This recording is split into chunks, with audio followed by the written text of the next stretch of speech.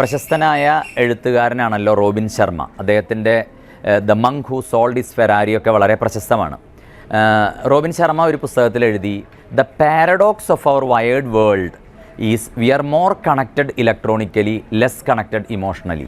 നമ്മുടെ ഈ ഒരു ടെക്നോളജിയൊക്കെ വളർന്ന ഈ ഒരു സാങ്കേതികവിദ്യ പുരോഗമിച്ച ഒരു കാലഘട്ടത്തിൽ അദ്ദേഹം പറഞ്ഞ മനോഹരമായൊരു വാക്കാണ്, we are connected more connected electronically. ഇന്ന് നമ്മൾ വളരെയധികം കണക്റ്റഡാണ്, പക്ഷേ ഇമോഷണലി വൈകാരികമായിട്ട് നമ്മുടെ ബന്ധങ്ങൾ ഇന്ന് വളരെ കുറവാണ്.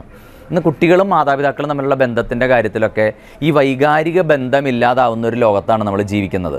ഇലക്ട്രോണിക്കലിയൊക്കെ നമ്മൾ അകലെയുള്ള പലതും നമുക്ക് അരികിലെത്താൻ തുടങ്ങി.